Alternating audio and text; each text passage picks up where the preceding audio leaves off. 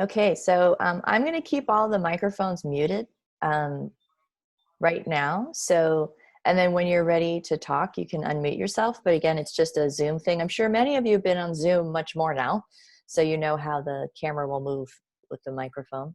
So, because we do have a small enough group, I know you were saying in the chat where you were from. But if you'd also like, we could just take a moment. So I'm Jen Freeman. I live in Billings, Montana, USA. And I do quantum coaching for individuals and teams. And my focus is on helping people shift from seeing themselves in a Newtonian framework as an object or a problem to be fixed into a quantum view, seeing themselves as a mystery and a process, and to engage in it, engage in their lives and their work in a more dynamic, wonder-filled way. And I also focus on self as instrument.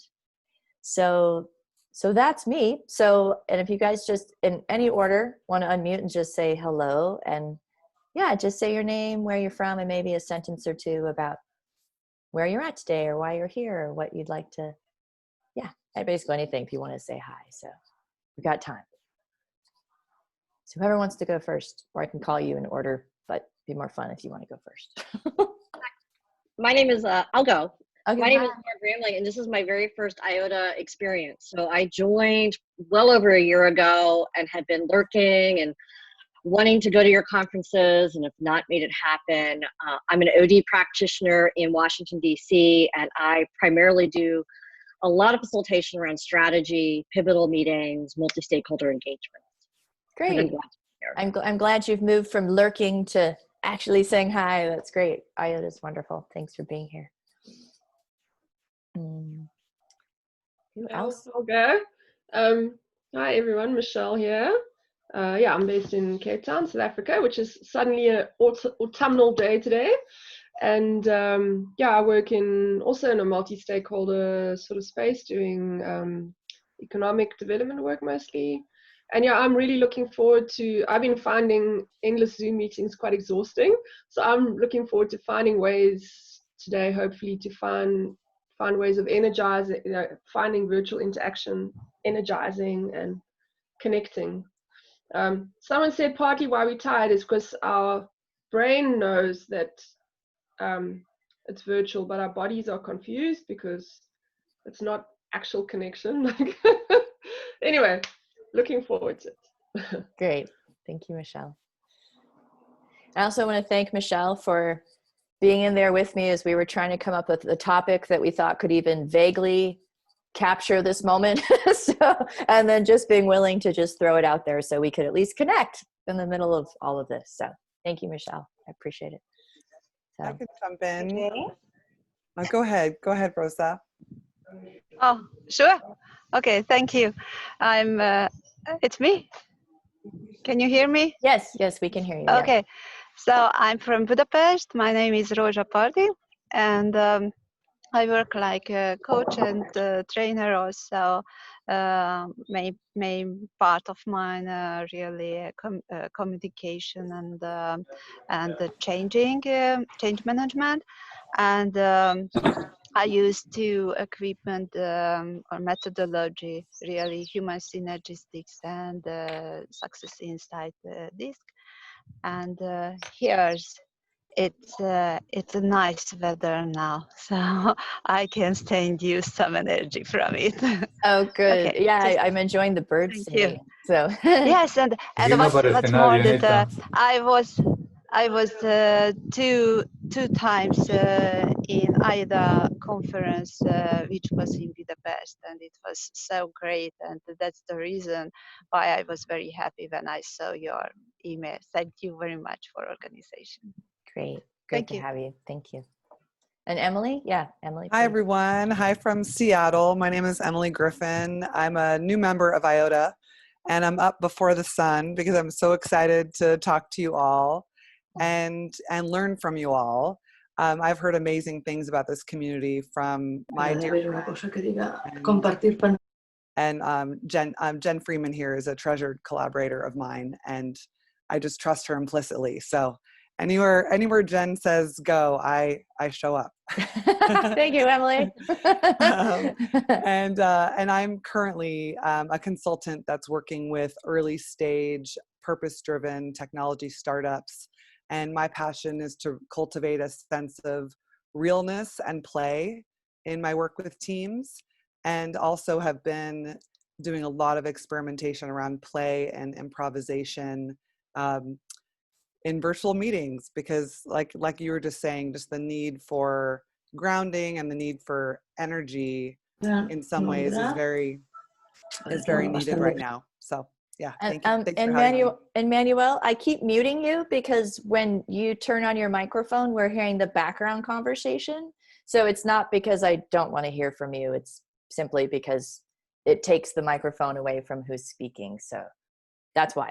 So who else would like to say hello? And you don't all have to if you're more introverts. It's just an invitation if you would like to. You can always just say hi in the chat. So Hi, my name is Gidi. I am an OD consultant. I'm from Israel. I live in Ganei Tikva, which is a suburb of Tel Aviv, like 10 kilometers from Tel Aviv.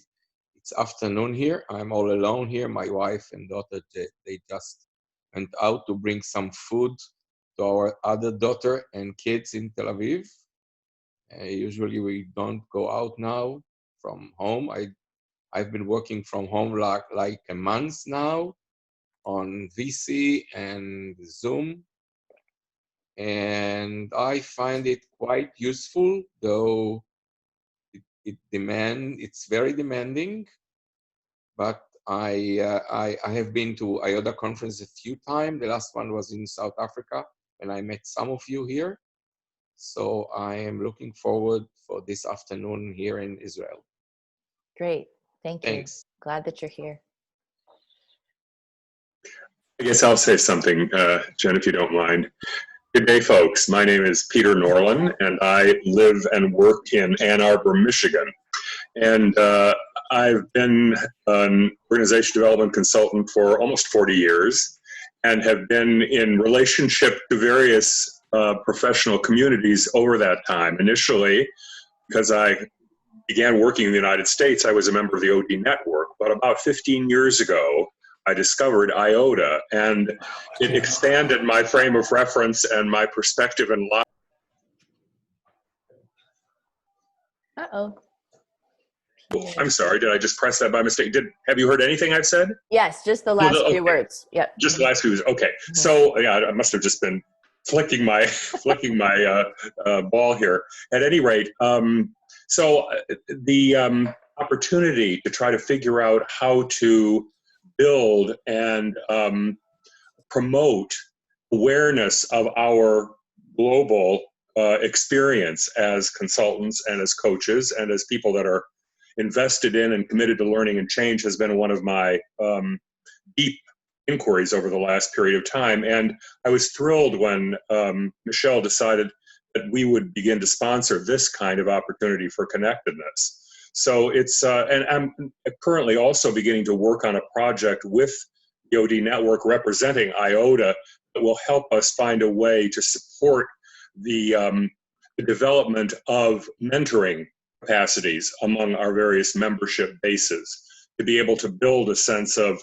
cross-generational connectedness, cross-boundary connectedness in terms of international work, but a way of really helping knit together our professional communities.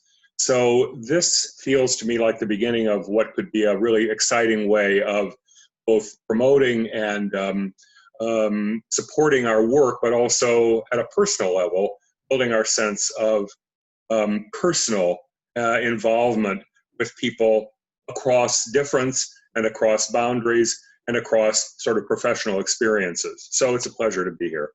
Thank you, Peter. I appreciate that. May I? Yes, please. Okay. My name is Che, that's my nickname, and it stands for Gabor Che Falvai. I'm from Budapest, Hungary, and from Vienna, Austria. Presently, I'm living in Austria for 6 years now.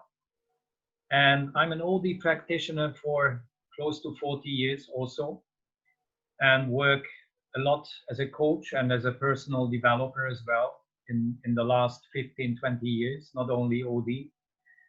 And I have a special program which is maybe now even more interesting and important. I call the Navigator, which is a personal leadership program, renewal program.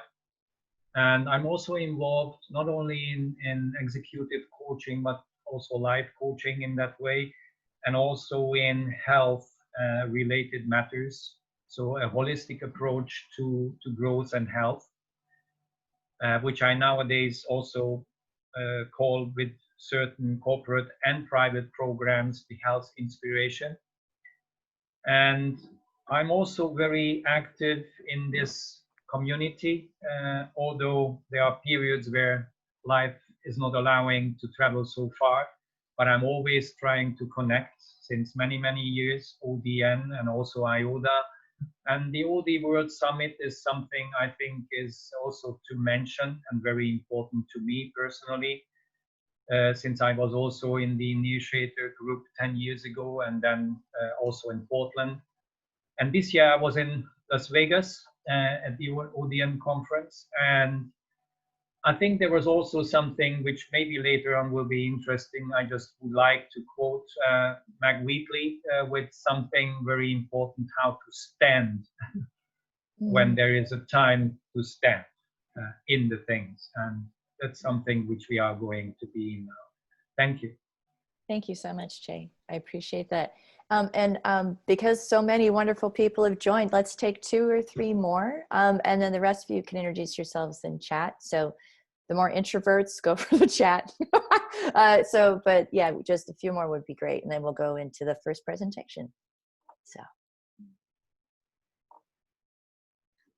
Hi, my name is Uma Arora. I'm based in India, and I'm a organization consultant as well as leadership coach. I'm also chair research for Asia Pacific Alliance of Coaches. We've just concluded a 5th benchmarking survey for 6 geographies, including India and China. My passion is organization transformation and individual transformation. And I'm excited to be here today. Thank you, Uma. And I see that Christine raised her hand. So Christine, if you would like to take the mic.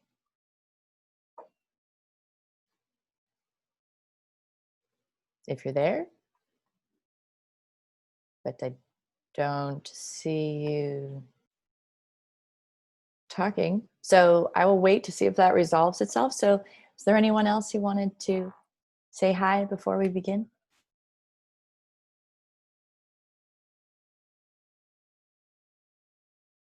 Oh, hi, Susan.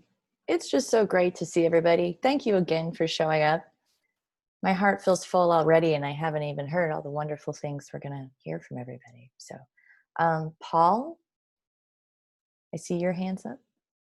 Yes, thank you. I've been moving my camera around because I've been doing so many Zoom in different parts of the house. I'm sort of moving to a different place, and I imagine everybody has been getting used to a new technology and sort of what background do you want when you're talking to a group, which I found very interesting to observe what people are comfortable with when they're in a technology and in a setting that they are very unfamiliar with, and everybody is trying really hard to be really good, which I hope is something we'll all remember as I reflect on, well, what did I learn when I studied OD, and what did I use as a stealth OD consultant, a stealth OD person inside an organization? And then what do I do with all of my different post-retirement connections, which are multi-generational, and indeed looking at the checkerboard this morning across many cultures. So I think that I've had a lot to reflect on, as well as living here in Washington, being very engaged in the sort of systemic and societal issues that I think we should look at. Oh, hi, Laura. I hadn't seen you there. Hi. And chatting with Laura, we had a nice virtual OD gathering convened by her and Lori Rubin, I guess a week ago. So I think it's exciting to look at all the ways that technology is actually being a good thing.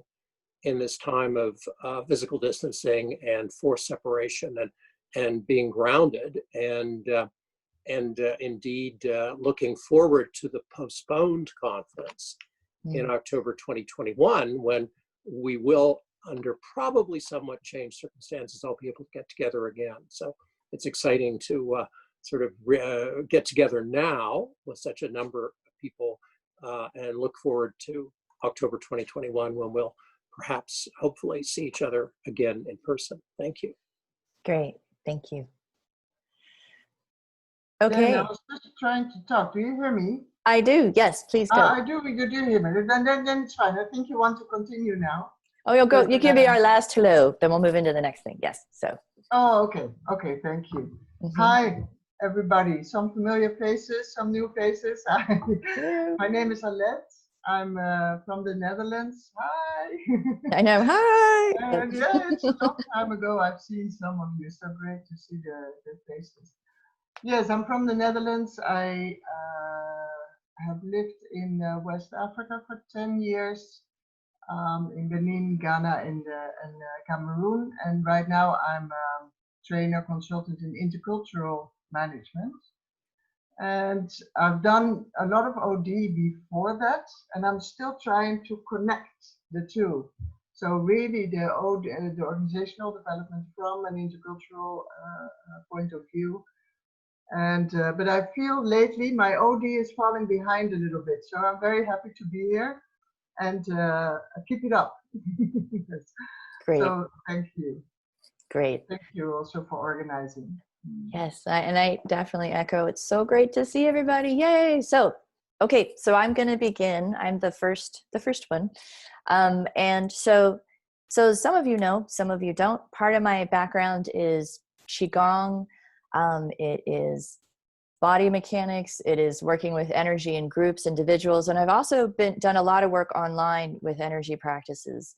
And so I've been doing for the past 3.5 weeks an online meditation where I've been working with people to connect together as a group. And again, this is based in quantum physics principles, to connect their fields together and then send out coherent energy out to the world as well as to themselves. So we're going to do just a brief 10-minute meditation that involves the body practices that are, and some of you who've done this with me live at Chile, at the IODA conference there. So, but it's several parts I'll explain as we do it. So we'll just begin. So just sitting in your chair, you can close your eyes if you like. But whatever feels comfortable to you. I'll keep mine closed because that's how I can track the energy best. So just feeling your sit bones in the chair, your feet against the floor, just settling into that support. And I'll explain as we go as well. So part of why you want to begin with that is that the skeleton, all the noise and emotion and information is in the tissues. So when you feel into the support of the skeleton, it automatically begins to calm your nervous system. So again, it's a great thing in terms of, Michelle, like you were saying, how the body's feeling a little confused. So beginning with that and then breathing in through the nose and then out through the mouth. So we'll just do a few of those. Breathing in. Breathing out. Breathing in.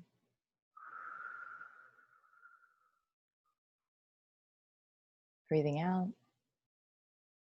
And when you do that style of breathing, as one of my teachers says, the in-breath is reminding your body, hey, I'm alive. And the out-breath is like, and everything's okay. So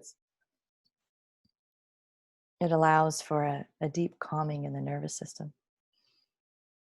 So the next piece is from the Americas. It's from both North and South America. It's an indigenous tradition.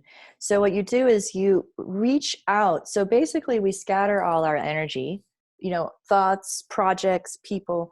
So this is symbolizing literally you're pulling back all your energy. So you sweep out in front of you and you say your name to yourself 3 times. So Jen, Jen, Jen, Jen.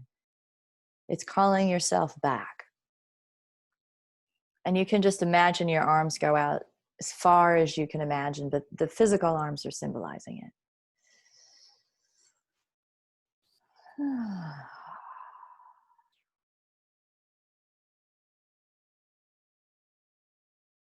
And so the next piece,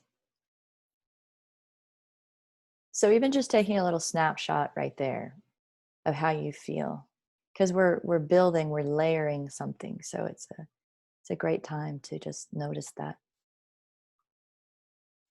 So the next piece I learned in the pyramids at Teotihuacan in Mexico. And it's an indigenous practice all throughout the Central and South America as well. So you begin by connecting into your heart.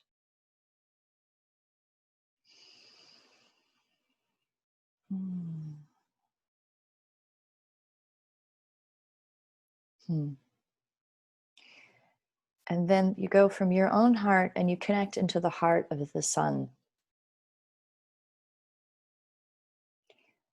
It's and knowing that that sun is connected to all other suns and all the other galaxies. It's a statement and it's an orientation to connect into higher coherent light fields. And also the recognition of how that star is supporting life. And then you bring that light back in through your body, in through what they call the central channel, or I think they say Sushumna in yoga, back into the heart. So we're beginning to create a conduit, and we connect it now to the earth. So from your own heart to the heart of the earth.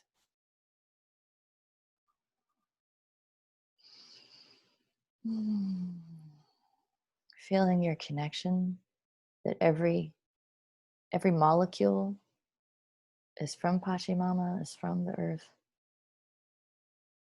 That even if you're in a building or in a high rise, you can still connect all the way down in.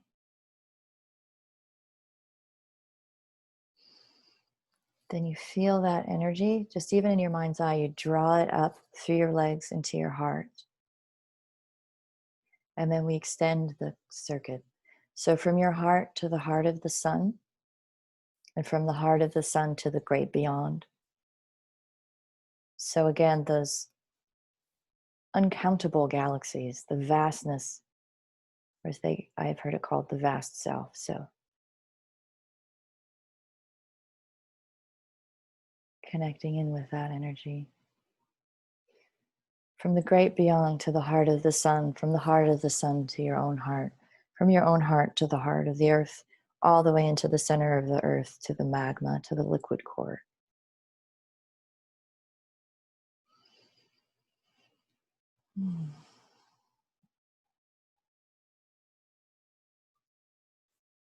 Bringing that energy up through the surface of the earth, back into your own heart.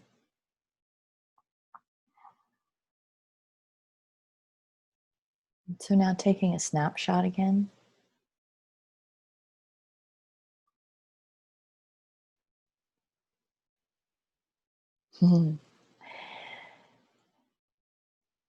Our next piece, the closed fist. So you take your right hand and you hold it in a closed fist. And this symbolizes the contracted nervous system that, as one of my teachers says, it only sees two choices, bad or worse. And we open our hands, symbolizing the open nervous system, saying, I open in the present moment, meaning you open up to possibilities, resources, responsiveness. And you put your right hand over your heart, saying, with love. And the left hand, for women, they put it over the womb. Men put it over the solar plexus. And you say, without fear.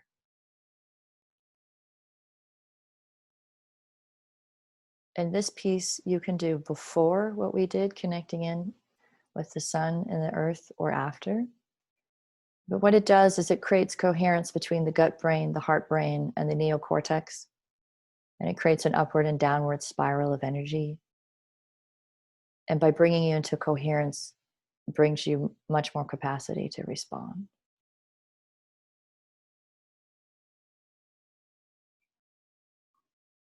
So the last thing that we'll do is just imagine our hearts, all the hearts of the people here, these beautiful, wonderful hearts connecting together in one shared circle. And you could also imagine we're holding hands as well.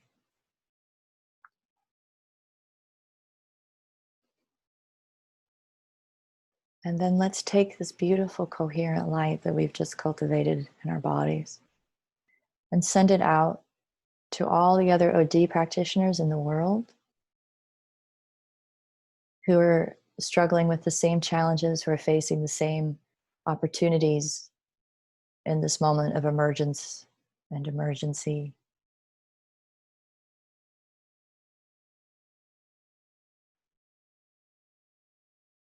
And then sending out as well to all beings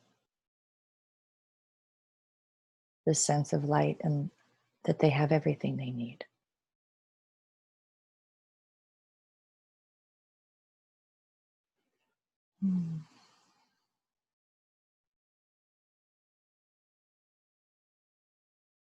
And knowing that in the giving we are receiving, it's one movement.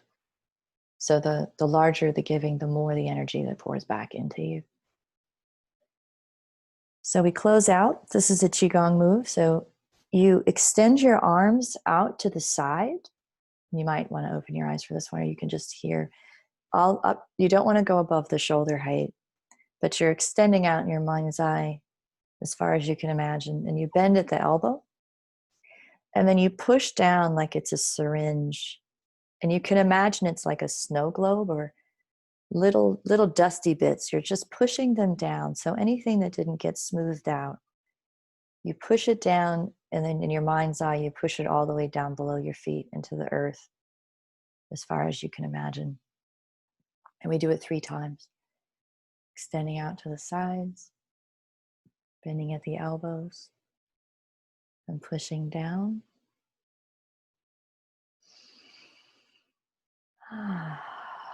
All the way down into the earth as far as you can imagine.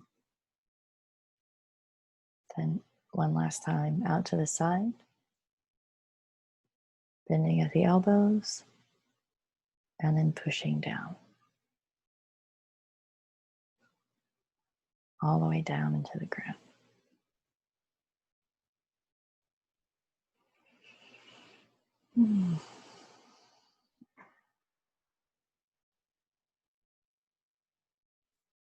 And so now take one more mental snapshot. Just feel how you feel. Notice what changed, if anything.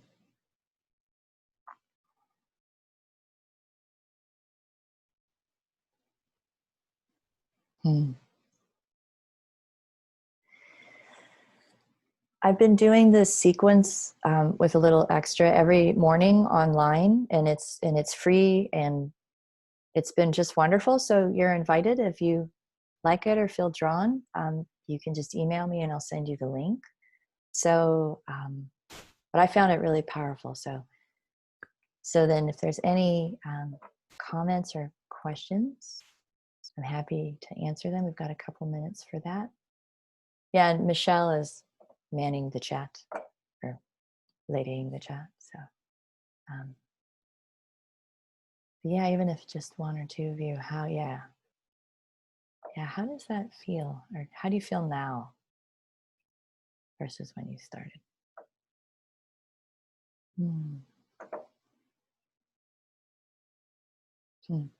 Great. Great. Yeah, more relaxed and grounded. Yeah. Yeah, I feel much calmer. Great, calm and connected. Great. Yeah. Yeah, grounded really is a key word.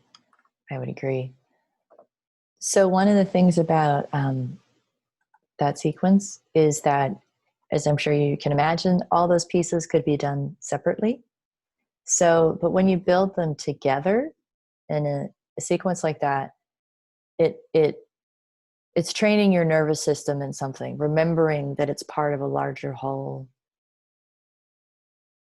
And even that, just the one by itself, the with love without fear, that's an easy one to do, and you can be super sneaky. So even if you're in a meeting or on a Zoom call or any of this, you don't, and they don't have to see your fist off camera, right? So, but you can just even just do boom, boom, boom, put your hands just super fast and take them away, and it sets up the energy too. So I'm a big fan of sneaky moves that you can do. So, but yeah. So, and again, this is drawing on many different traditions, Asian traditions, Native American traditions. It's truly a multicultural thing. And that's because we all have the same bodies everywhere, basically. So we can use that, and it really does cross cultures and borders and boundaries.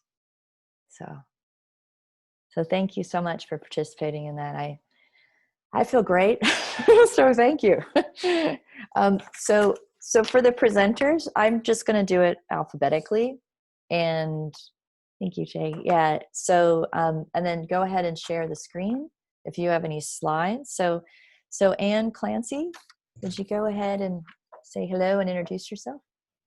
Hello, everyone. Great to see you all. I'm in Billings, Montana, where Jen is, and it's snowing.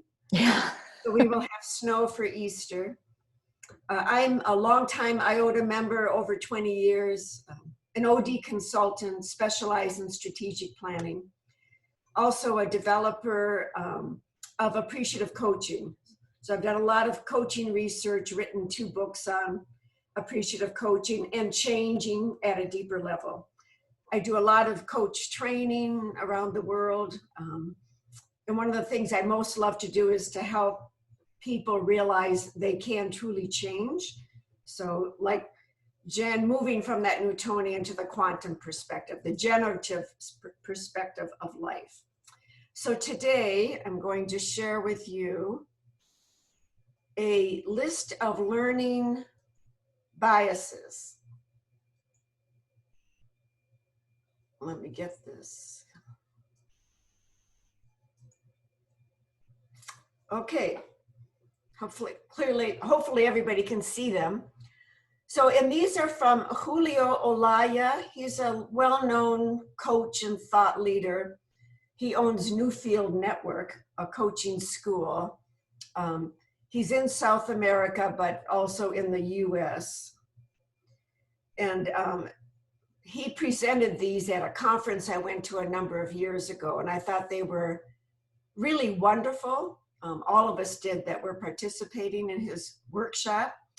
And I thought they would be particularly helpful for us now in these very turbulent times, because when things are so upsetting as they are now, then people tend to go to restriction or constriction or protection. And as a result, we're often then not on our learning edge at all. So these are 8, he had a total of 15. So I'm just going to describe them. And then if any of you have any questions about them, I'll give some examples. So the first one is that inability to say, I don't know. So perhaps things are so overwhelming and you literally don't know what you don't know, but instead of revealing that, you just pretend as if you know what's going on. So I think a number of us are doing that in this situation, which is completely bewildering and which nobody has been in this situation before. So it's very helpful in terms of your learning edge to be able to say in situations, I don't know what's going on. I don't know what's going on with myself. I don't know what's going on in the world. It's scary, but at least opening yourself up. So a statement like that opens you rather than constricts you. And you hear this a lot in organizations. I do a lot of OD work and coach a lot of leaders and managers who have difficulty saying that, especially when they move up from one level to the next level. And in most organizations, it's not really a norm to self-reveal, right? To make yourself vulnerable. So I think that's a really good learning bias to know about. Another one is to be blind as to your own blindness. So, you know, and certainly in what's happening now with the virus and in the United States, which is, I can only speak to that. There are a lot of people, and you know, we live in Montana, which is a very different place from New York. My daughter is living in New York, or the southern part of the US, or the western part of the US.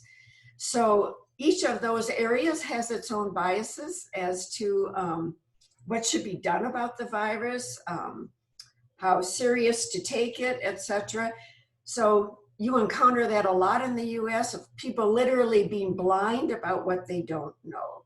So people in Montana criticizing people in New York because they simply don't know anything about New York. They've never been there. They don't know how to relate to it. So another bias to be aware of, that we all have triggers, we all have prejudices. It takes a lifetime. We'll never know them all personally, but at least if you can be with that open stance that I have blind spots, I will always have blind spots, then at least you leave yourself open to learn more. Another area is excluding emotions as a domain of learning. So emotions are another data point, but in the United States, there are many organizations where that is still not seen. I mean, emotions are still considered to be something that you do not want to have kind of mucking up or interfering with what's going on at work. But we know we are intrinsically emotional beings, so that's literally impossible. And of course, all of us OD consultants, that's why one of the reasons we are in this line of business is that we know emotions are another intelligence that we have. Another thing are different ways of knowing, like intuition, excluding intuition as a domain of law. We all have intuition. We all have multiple ways that we know things that are beyond the cognitive brain. So again, opening up your learning edge to that. So number 4, judging everything all the time. This was one I can personally relate to. So if it's something new and I didn't know, but I thought I should know, I would judge it. So once you judge, you lose the capacity for really listening and learning. So this is a personal one of mine. I also have done, you know, really all 8 of them, but number 4 in particular, I would jump to judge almost immediately, then I could feel superior. And so even though I knew nothing about it. So next one, needing clarity all the time.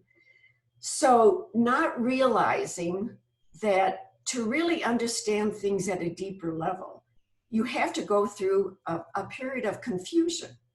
So you have to be lost in order to find something new. You have to leave something that you knew behind you. You have to make the leap into the unknown before you can understand the new thing.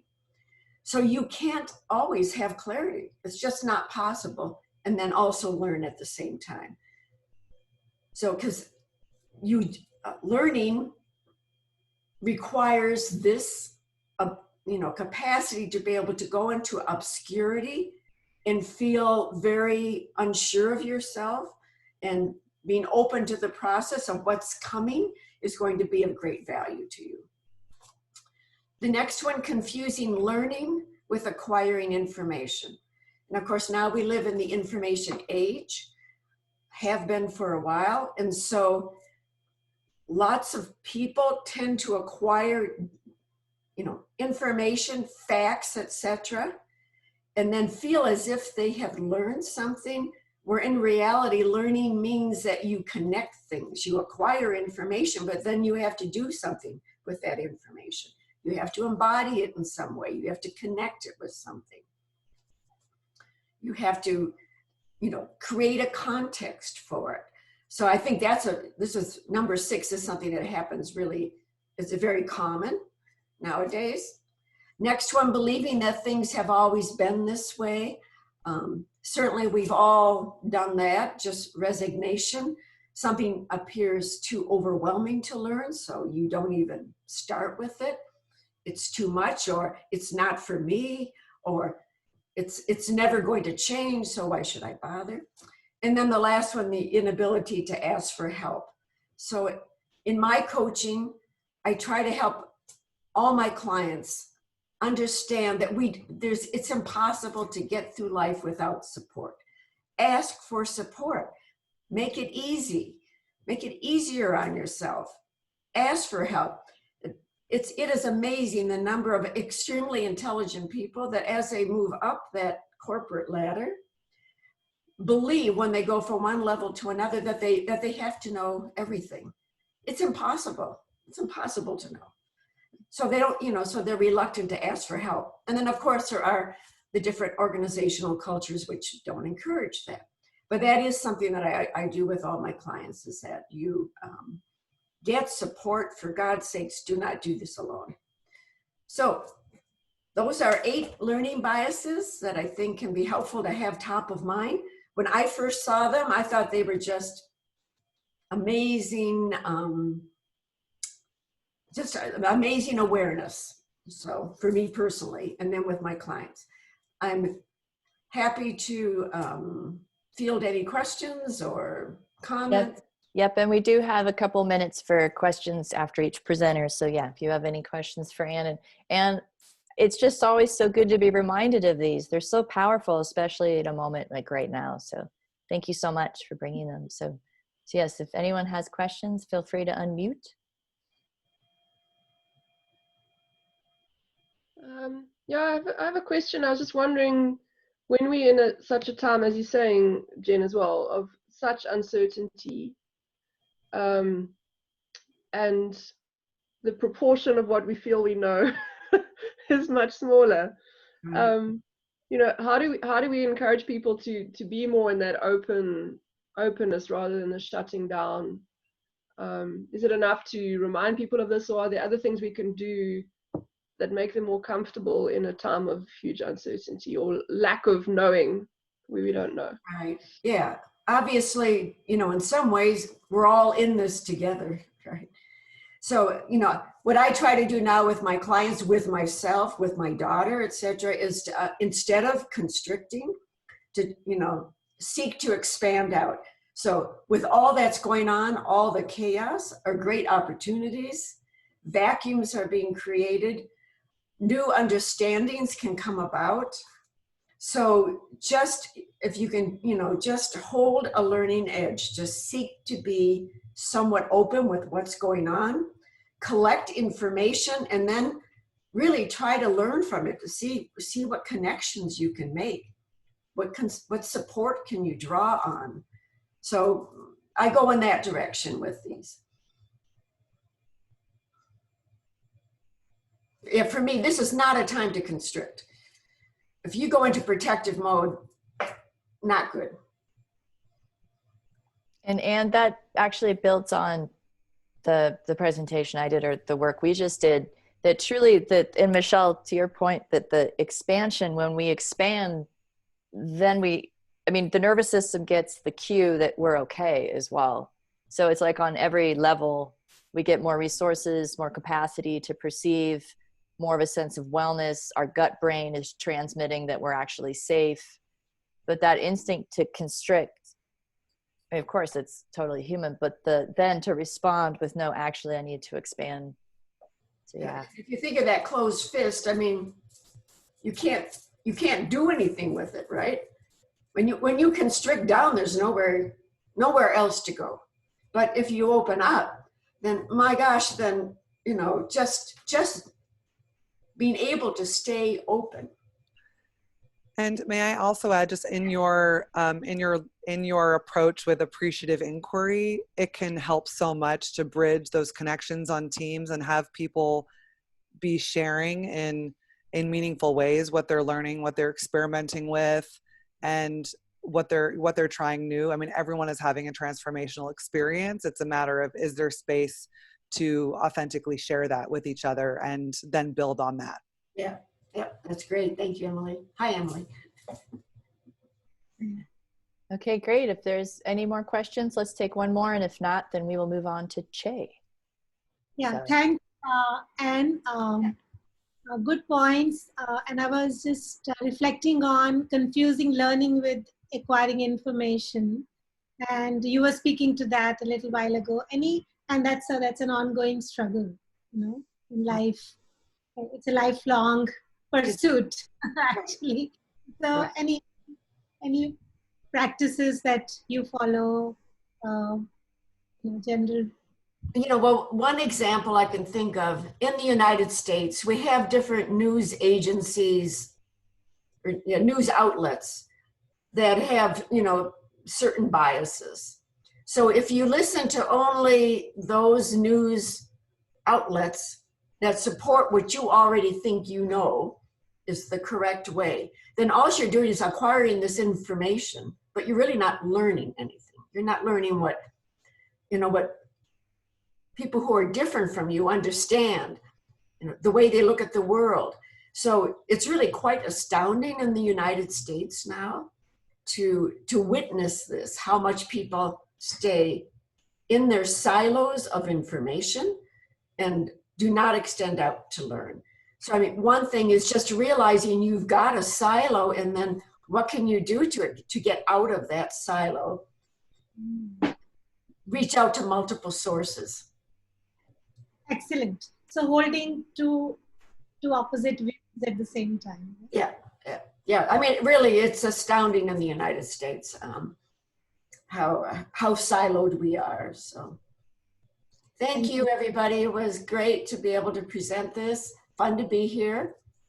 And Paul had raised his hand. So Paul, if you have one quick question, then we'll move on to Che. But Paul, I'm just going to support the fact about the suggestion to look at other kinds of information, but I think that looking at it to the extent you can stand it also requires you, I think, to share what other people are saying in your own bubble.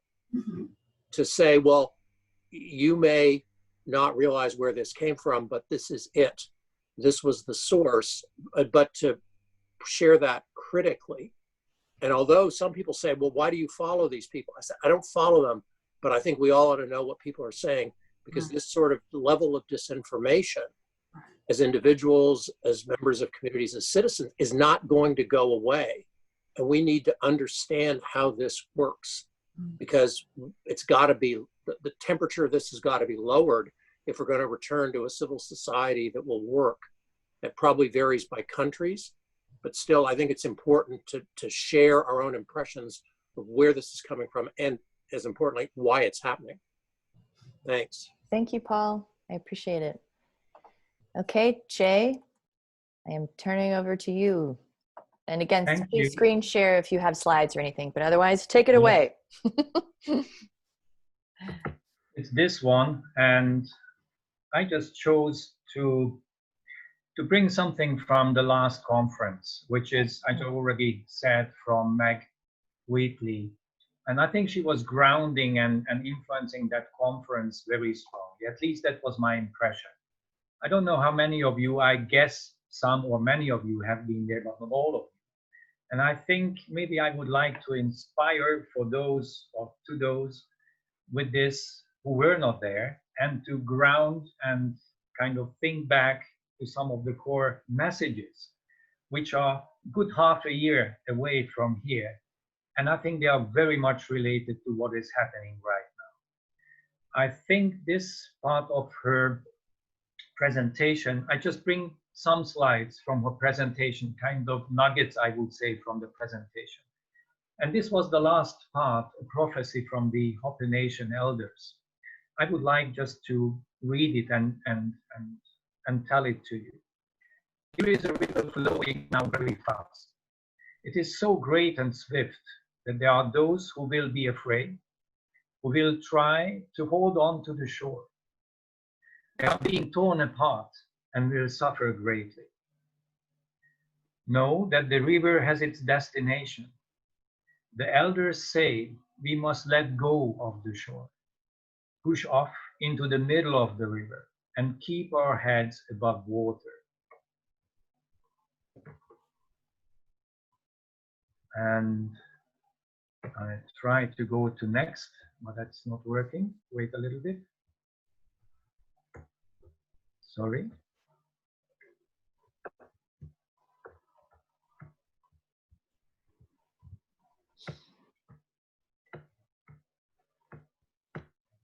Yes, here it is. Sorry. And I say, see who is there with you and celebrate. At this time in history, we are to take nothing personally, least of all ourselves. For the moment we do, our spiritual growth and journey come to a halt. The time of the lone wolf is over. Gather yourselves. Banish the word struggle from your attitude and vocabulary. And then the last page. All that we do now must be done in a sacred manner and in celebration.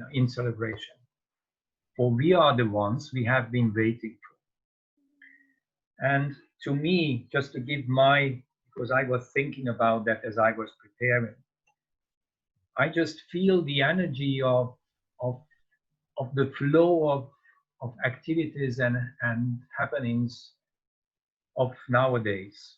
That this is very much what is going on. And I think it has to tell, as the whole presentation of Meg was about that, what is our role? What is our chance? What is maybe our responsibility in some way?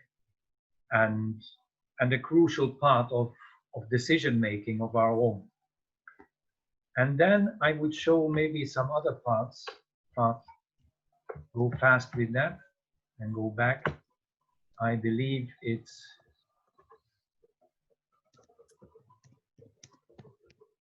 I would like to show one more at the beginning, and it's not really working, but slowly it does. Let's try a bit faster. And this one, I didn't want to take all of that, but at the very beginning,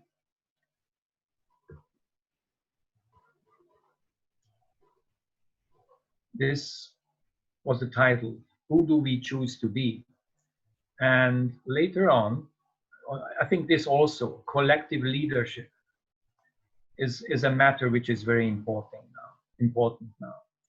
And linking, as you just fast track over these VUCA pictures that I would say, I would like to show and stand with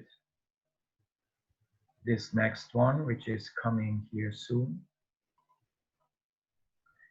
This one, this quote from Daniel Berrigan, which just says, you have to take a stand and stand there. And I believe all of us, and me personally, for me, this is a big challenge for my 30, 40 years in this profession to say, what am I here about?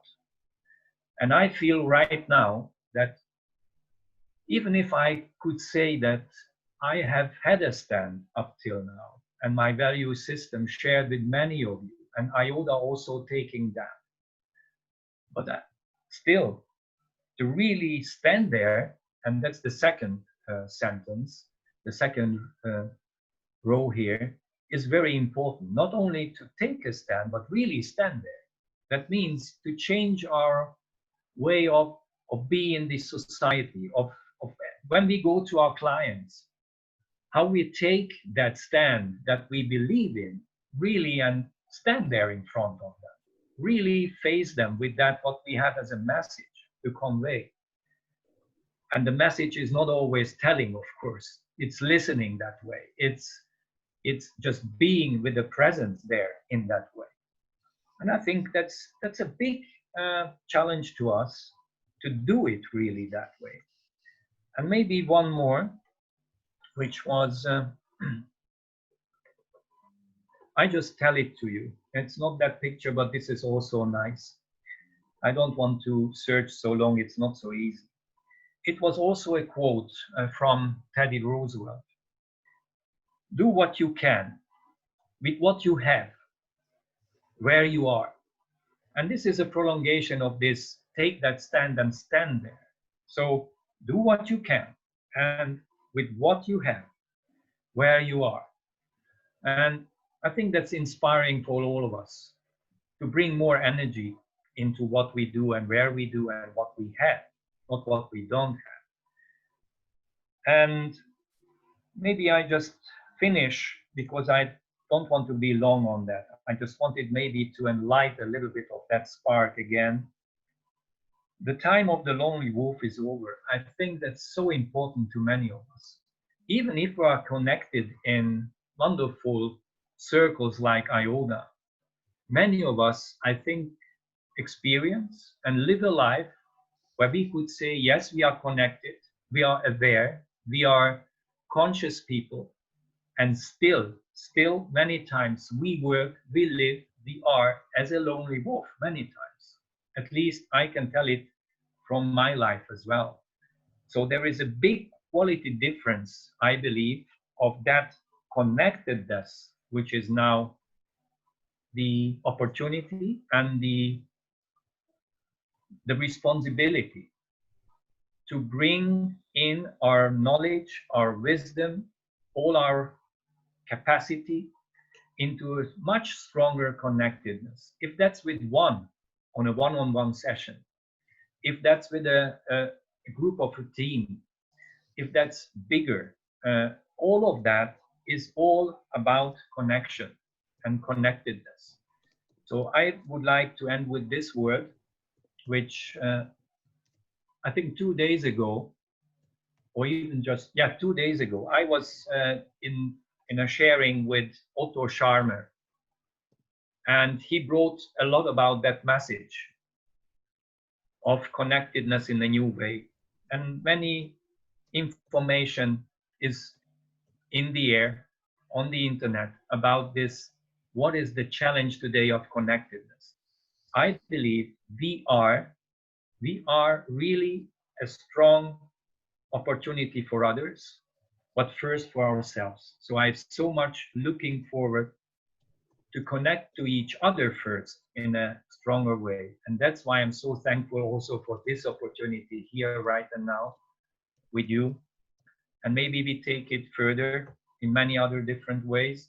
And if we strengthen ourselves under this motto of Mag Wheatley, then we can really contribute to a much stronger and higher impact, social impact, as we are looking for. But through the individual, through the small circle and families, through the neighborhoods, and then also more globally. So that's my little inspiring speech today. Thank you for listening. Oh, thank you so much, Jay. That's so beautiful. And there were a couple of comments in the chat. So one, Susan posted the link of where you can find that Hopi prophecy at shambhala.com. So for anyone who wants to have their own copy. And then also someone had requested that you show the second slide again. So I don't know if that would be too hard for you to go to the second slide of the Hopi.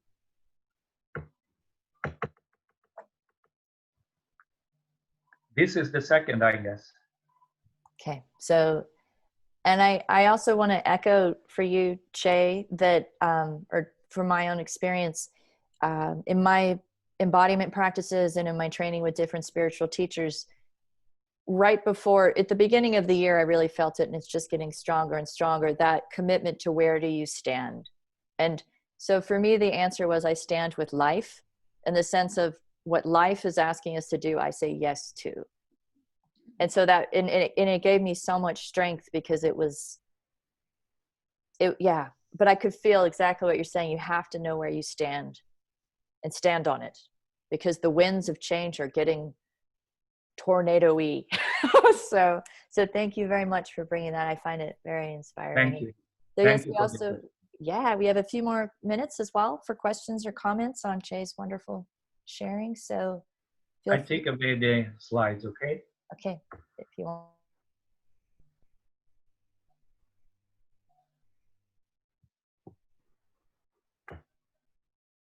I think I'll take just a minute. Che, it was wonderful to hear your words and to see you. It's great to see you. It's been a long time. Wonderful to see your face.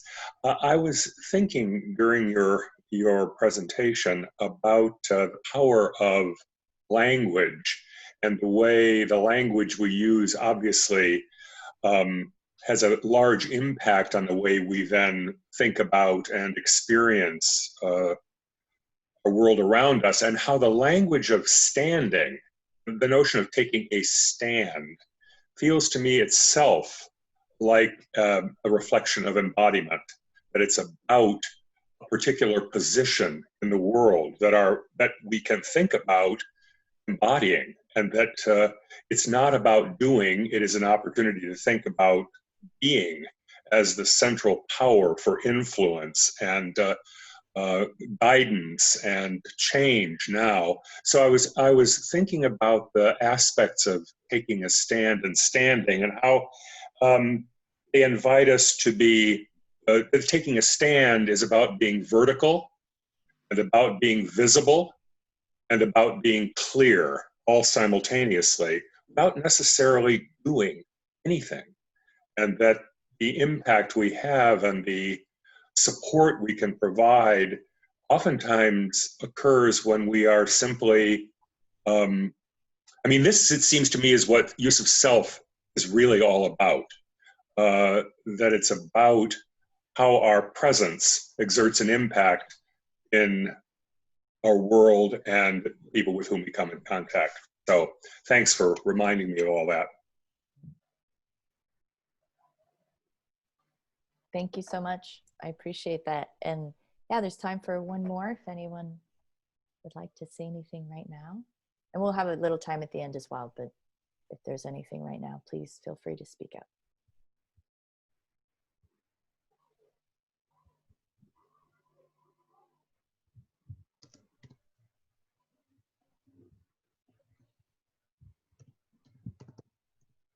Okay, great. Really, that was already, I feel so filled up, and we've got more. So our next presenter, Emily Griffin, please take the stage. Hello, everyone. Good morning, good afternoon, and good evening. I spoke a little bit when I introduced myself at first about how much I love bringing play and improvisation to teams, and I just learned something yesterday, which was a fun way to check in on virtual meetings like this on Zoom. And I'm going to paste here in the chat something that I learned to help everybody check in the beginning of a meeting that brings emotion to the conversation. And it's like, you'll see here in the chat, I put a bunch of weather prompts. That's a way to just get a meeting started and have people say what the weather's like in their world right now, in their cocoon home. And it's allowing emotion and allowing our humanness is so much of what I'm really passionate about. And here I'll share my screen.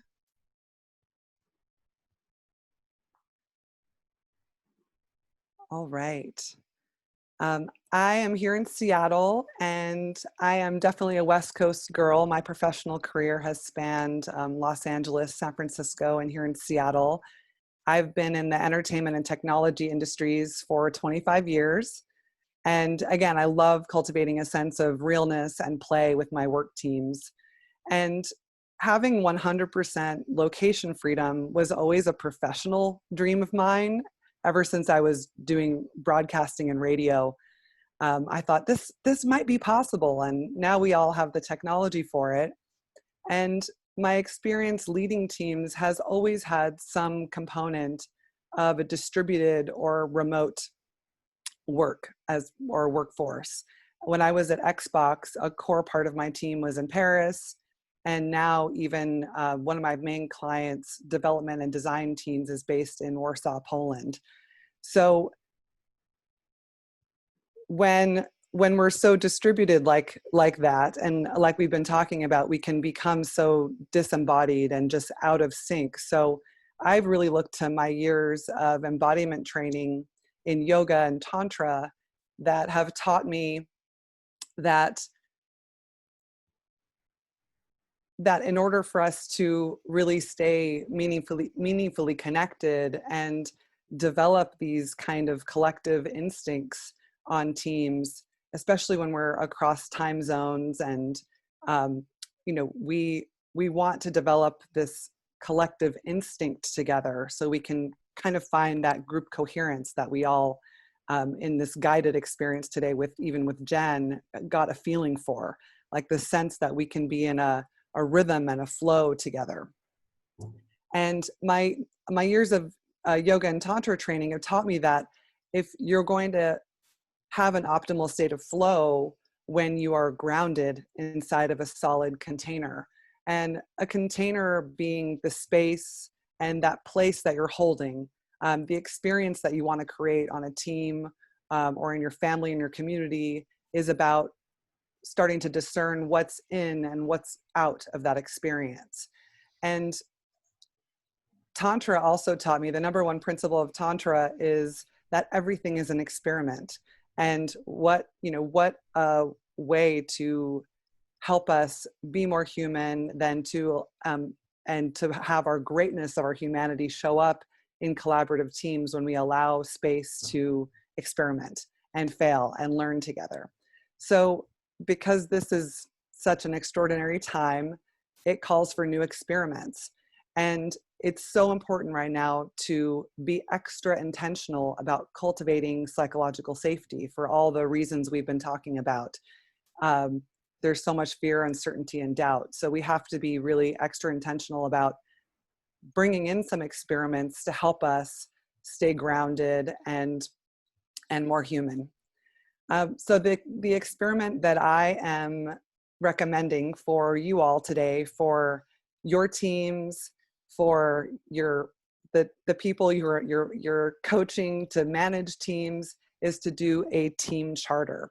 And this is a perfect opportunity to do this, because in thinking about setting a container and setting the discerning on what is in or out of an experience in order to achieve flow and flow state, I'm sure some of you are familiar with Mihai Csikszentmihalyi and his flow model that he talks about, where if you're going to achieve flow, you have in a high challenge environment, you have to have high skill. So here we are in a new environment with a whole lot of new challenges, and our skills feel kind of low. So we're going to skew on the more anxious side of this concept. And so when things are high challenge and lower skill, you have to slow things down and simplify and focus on the technique. So with a team charter, it's a perfect opportunity to get us to pause and refresh and reassess what this group experience called team is, so that we can start to play with new ideas, address new needs, and navigate new conditions. So this is a collaborative exercise that takes about 1 to 2 hours. So it can be done at once or in a couple of segments, that gives everybody a shared ownership of the group experience. So it's a framework that builds in clarity to support each other's humanness. And I have a template here that I'll link you all to, so that you can play with it and mold it and meld it to what you and your teams need. So this charter takes into account everybody's personal experience and needs and their personal ecosystem, and it harmonizes with the larger organizational ecosystem. So we want to redefine and reemphasize our purpose and align on, okay, here's our moments for core work, and where do we want our sync points? How do we want to adapt and be more flexible and lean on each other's strengths and continue to learn and grow together? The objectives of the team charter are defined in the document as well. Number 1, define the responsibilities, skills, and learning goals that will fulfill the purpose of the team. It's just, again, this is a chance to refocus on things that may have been established before, but it's new. There are new conditions that we need to just look at everything from a fresh perspective of now. Number 2, we want to align on the rhythm of business and communication cadence to get things done. And 3, honor the unique personal and business ecosystem of the team. I love the team charter because it makes everything really explicit and transparent. I've used it previously with various size teams to kick off a fresh team, or to kind of norm after reorg or a new formation or just a new chapter and moment for a team. And it's a great ritual for onboarding and bringing new people into a team, where a team gets to welcome someone and their unique personal ecosystem and how that can all work together. I've done this a few times in the last couple of weeks, especially because of the new conditions we've been working with and how much my different teams have needed to just really get clear on things. So we've been able to establish a couple of different sync points throughout the week, because we're not seeing each other organically and in person anymore. And I've been able to ask for more flexibility because I'm homeschooling my child. And again, this just makes things explicit and transparent. It brings a sense of openness and mutual responsibility for the group, for that group's experience and their work together. So I love this because I believe it brings a really simple but potent practice for inclusion, belonging, and embodiment to the heart of teams and businesses. Woohoo! That sounds good to me. Thank you, Emily.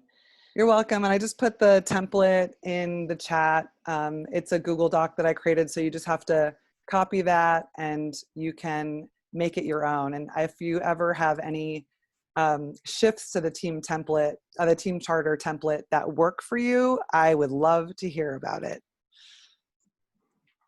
Excellent. Thank you, Emily. And same thing. So if anyone has questions, we have a couple minutes for questions or comments, other than hello, Kitty.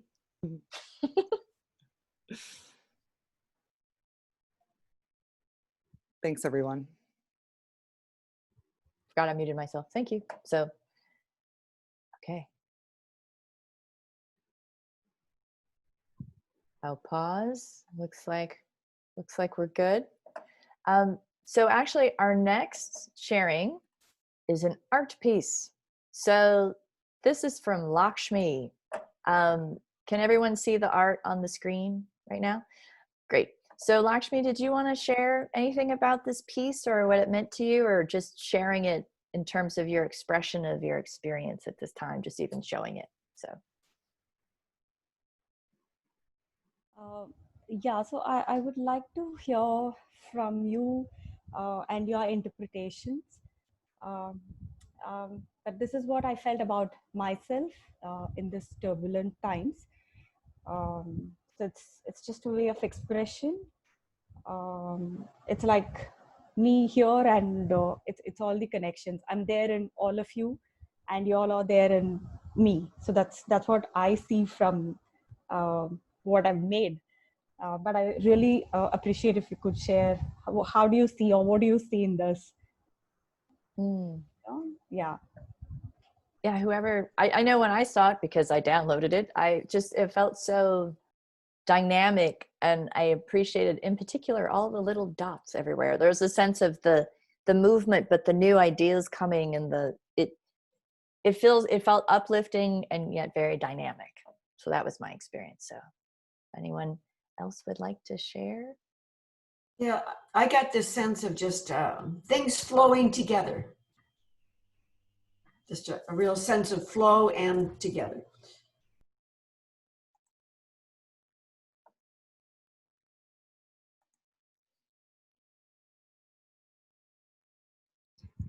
Yeah, and I see a lot of colors. So rainbow. So somewhere it's all a lot of colors coming together. Yeah, yeah. Emily commented radiance. Susan seeing connection to river, tree, beach, earth, snake representing animals. Yeah, it was Lakshmi's contribution to suggest we do art. So thank you, Lakshmi. I think it's wonderful getting to see your art piece, and thank you for the opportunity to. Yeah, thank you. Thank you for the sharings. It's wonderful to hear from Just one last little observation. It's so ironic. This triggered for me a memory of my middle school science class in terms of the definition of osmosis, because this looks like a creative artistic depiction of osmosis, where one substance flows across a permeable membrane into another area, meet another substance where there's less concentration. And it feels as though in many ways, it's a representation of how we need to be thinking about the opportunities that underlie the experiences that we're having, where because things are unsettled and sensitive and disturbed in just having things be different, that it's a time for things that sometimes have felt different or unappealing or unsettling to be thought about in new ways, and that we can open ourselves up to new ways of being with both people and experiences which have been quite different, but which we now need to engage with because that's the new opportunity. So I love this, Lakshmi, because it just felt like, wow, this is a creative, beautifully visual depiction of what feels like a universal, internal, both physical and now it seems to me group-related process. Thanks. Woohoo! Yay! Thank you. Yay, Lakshmi! I feel all colored up too. So thank you for the dose of color. So and then Uma, our last but certainly not least presenter, please take the stage, Uma. Thank you so much.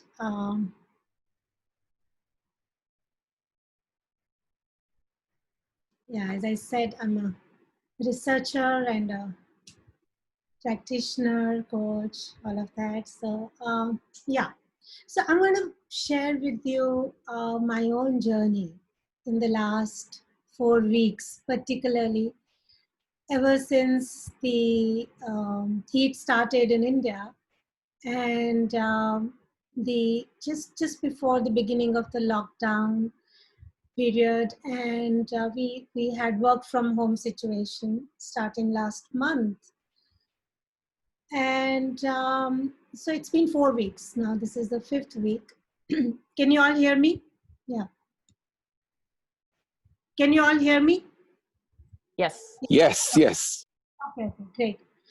So so it's been quite a learning journey personally for me. And as I said, somebody actually shared this figure with me over WhatsApp, and I thought it was really pertinent, that what you go through when this kind of a crisis happens. And I actually went through all the 3 phases. You know, the first phase was fear, because someone I know actually contracted the disease. He was tested positive, COVID positive.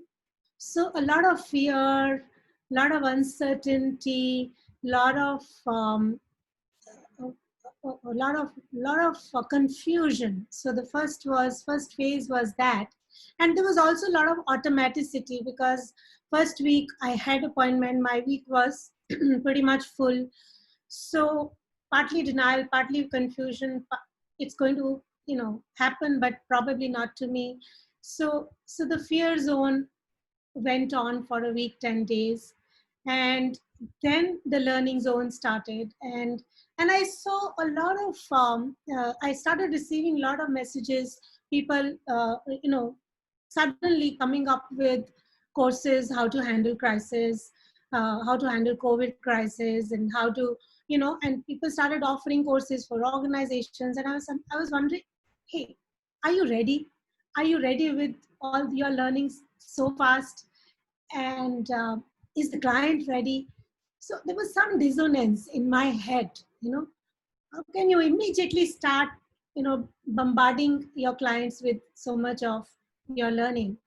Are you ready? And I was asking myself, am I ready? So actually I was reflecting that, hey, I first need to sort it out myself, my own feelings, my own emotions, my own self, before I actually go and start coaching my clients on how to handle this crisis.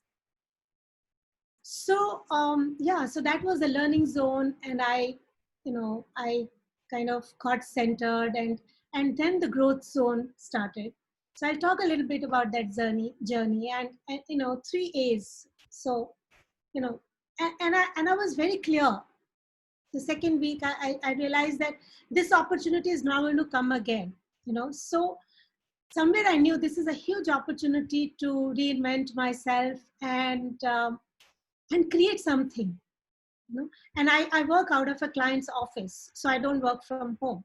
So, I mean, once or twice a week I work from home, but this is the first time I was working from home. So I said, this is an opportunity to do something out of the ordinary, to make this time mean something for me. So the 3 words, adapt, and I wanted to this period to be productive. And also I could see a lot of misery around how can I contribute beyond my work. Okay, so me, my work, my survival, all that is happening all the time, but how can I contribute to this? So I wanted that, I kind of, it was almost like a goal statement it was shaping up in my head. Hey, is it all about my survival? So let me go and contribute to the world. So thank you, Jen, for your quantum meditation. So one morning I wrote, and this is time for deep reflection for me. It's pausing from this is a pause from the race of life, sitting in silence, just being in here and now. So if you think about the future, you are anxious, you are worried. So don't think about the future. Just use this moment to do something, and you have so much knowledge, and how much more you can learn. So staying grounded and centered. And I am a practitioner. I do practice meditation, but really it came very hard on me that, now is the time, Uma, to tap on your strength and to use all the learning that you've got to really understand how we can help our clients. First, how I help myself, my family, and then my clients. So, but for that, I have to nourish my mind, body, and soul. So that's how I started. And because there was a lot of stress, and I was thinking, oh, first let me deal with my stress. And then I realized, can I hold on to these competing truths? And, fear on one side, hope on the other. And this also, somebody was talking about it, and I loved this paradox: sadness and surrender, irritation and grace, worry and wonder. So all this, can this coexist? Can I hold this sadness and stress and still be functional, still learn, so acknowledging my emotions, but still going on, and in the middle of all this, okay, how do I alchemize my time? So that was going on in my head all the time. And I was, by the way, I was doing my coaching, I was doing my consulting work in between.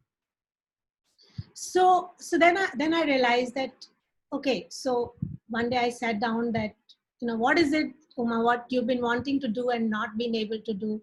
So I put that down, structured my day, week, whole chunk of time that I have. Then I realized I have to do something new, and because I want to make this time to mean something, and something meaningful for my client, which is authentic, which is genuine, and most important, what who shared and shared, what new skills I need to develop to survive and succeed post-COVID. So some of you are very used to using Zoom. So though I use Zoom for meetings and I use Zoom for coaching. Coaching happens on phone very effectively and over Zoom very effectively. But facilitation, I'm a facilitator. I'm not a trainer. I'm a facilitator. So I had this mindset that facilitation means I have to be face to face. I cannot do it on video. So then I realized that, okay, so if I have to do it over the Zoom, then how do I do it? And what new skills I need to build? How do I structure my session so that I'm, if not 100%, 80%, 90% effective over Zoom? So kind of a lot of thinking and reskilling around that. So then a very interesting thing happened, that I thought I knew what the clients would want. So I kind of figured out a few, 2 or 3 things that I thought people need this in the turbulent times. And so I called up the client and I said, hey, let's do this sessions on how do you manage this crisis. And this person says, guess what he said? He said, Uma, I don't have time for development. They were running a logistics company. He said, it's a crisis for us. And we have crisis on the ground. We have to first manage that. Forget about development, forget about learning. And then I realized, I said, oh my God, I have to understand where the client is, what their issues are. I cannot superimpose, I cannot imagine, I can't even imagine what their issues are. So then I spoke to a couple of clients. So building scenarios, worst case, best case, what's happening. So people are worried about their survival. And so from organizational perspective, there were different issues. On a one-on-one perspective, a lot more coaching, a lot more counseling is required. But from the organizational perspective, group perspective, completely new needs surfaced in the last 1 week. So I would say completely be a student again and understand the context of the client again.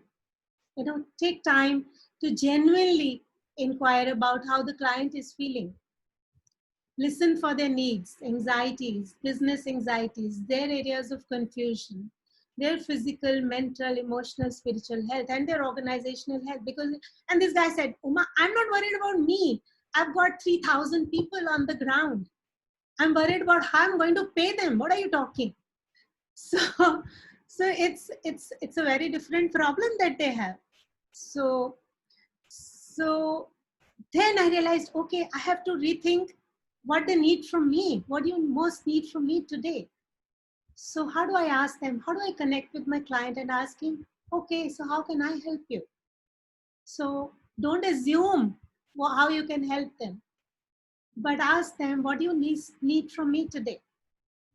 Dig into the core of the issue and find a valuable objective and a sustainable outcome. So this really requires completely new learning, new way of understanding, or the same client I've been servicing for the past 4 years, their needs changed overnight.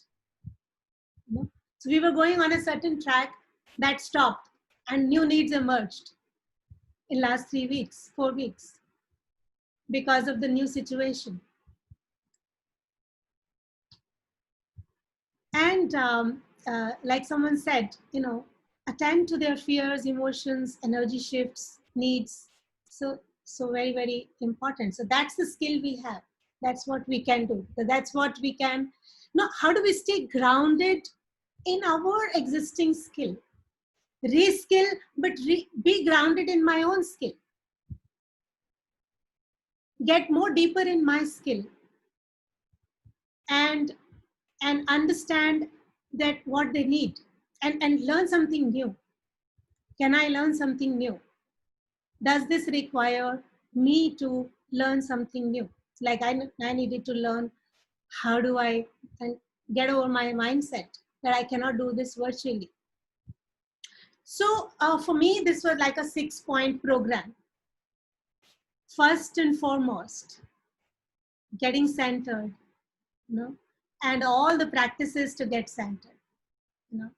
Meditation is big time, constant. I mean, it's like as often as you can, take care of your food, build your immunity, walking, exercise, all of that.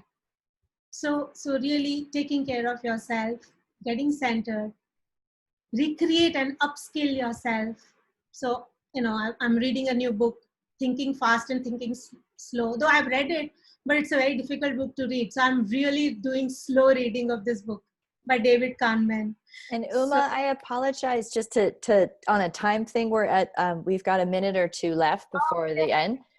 Sorry, Again, so this it's a very compelling journey, but just to keep with the commitment of time. So, okay. Got it. So I'm just summarizing. This is my summary slide. So you can see that. And that's it. So, and my last slide, I just received this from Ratan Tata, and he said, spirit. So trust in spirit, collective spirit of the world, and we will win. So that's all. That's wonderful, Uma. And I apologize. I was, like everyone, enjoying what you were saying, but I'm also the clock keeper. So, so yeah. If anyone, I would welcome questions for Uma. We are at the committed 90 minutes. If you want to jump off, please feel free. It's wonderful to have you. If not, if you'd like to stay a few moments, yes, let's stay. You know, I'm sure Uma would be open for questions. So, but yeah, just whatever works for you. So, and just saying thank you again for everyone for being here. I feel so uplifted. Your wisdom's amazing. The collective vision's amazing. So yeah, if there's any questions for Uma, please ask them now. Can I just ask, exploring this idea of alchemy? I think it's so interesting. There's some sort of magical transformation in there, and just, yeah, can you share a bit more about that concept, what that means to you? Yeah, so what it means to me is, first, because I was two basic things. One was I was straight away on to jumping to help people without taking care of myself. So first, getting grounded and centered myself, and second, connecting deeply with the client once again with fresh eyes and seeing what they need versus what I think they need. So so it was a huge inner transformation for me, because I was going through my own stress, and it was and everybody is going through that stress, the survival, the emotional, the psychological, everything. So dealing with it through meditation, through getting centered, through reading, through talking to people. So some of these practices. So that was for me, you know, staying open, you know, learning, yeah, listening. That was there to myself and to others.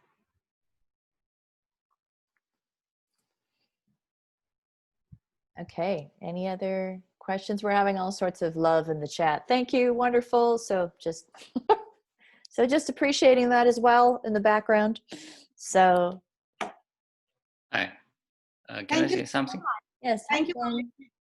Oh, this is Ken from Japan. So I'm happy to see all of you. And so Japan time is almost midnight, 12 a.m. Yes. And so here's my observation from the last two presentation. So two presentation reminds me interesting idea for how we manage, how we create a new type of communication through the virtual communication. So here's one idea. So how we can express my anger and irritating frustration on the virtual situation. So probably some of you understand. So this is a way of doing it. So I think it's a good time to know or dig more deeper the way of expressing the anger and the fear, or so happy, or so, because we can see everybody's face. Probably she or he may be happy, or so not so happy. So, but it's a guessing.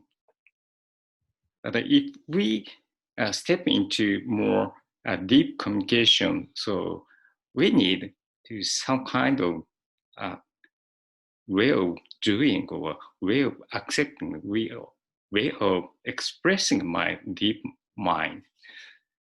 And in that sense, And so handwriting picture, it's a great tool to create new way of communication. That's my observation. Thank you, Ken. And thank you for being up at midnight. So I appreciate that. Thank you. So such a wonderful discussion, and I feel like I could hang out with you guys all day and just have a great time, and we could roll into happy hour. We could start dancing like a regular IOTA get together. Maybe we'll end up doing that, a virtual like Peter did for his birthday. Who knows? As we continue to develop our IOTA webinar philosophy, maybe we'll have dance parties as well. So can I ask Jen, is it okay if I take a screenshot of everyone just to capture the moment? Yeah, absolutely. Everyone okay? Yes, Awesome. please. I mean, if everyone, I'm okay with it. Let me not speak for everyone, but if they are. Wonderful. Okay, as per Ken's suggestion, express your emotion physically for a second and I can capture you all. That worked. Thank you. Thank you so much, everyone. It was so wonderful. Yeah, really, just really to your time and energy and attention and focus. And special thank you to all the presenters. Again, thank you for your time. All such different information and so valuable, and really thank you so much. So this recording will be available. It'll be posted on the IOTA website. And Emily had those resources in the chat. Again, I'm doing this morning meditation. It's at my website. If you want, you can contact me. It's the same email that was for the organization of this. And then Michelle and I and Lakshmi will continue behind the scenes to come up with new topics, and hope to see you again soon. And again, it might be happy hour, who knows, as we continue. So much love to everyone. Thank you. Thank you. Thank you. Bye-bye. Thank you so much. Yes, thank you. See you. Bye. Thank you so much. Bye.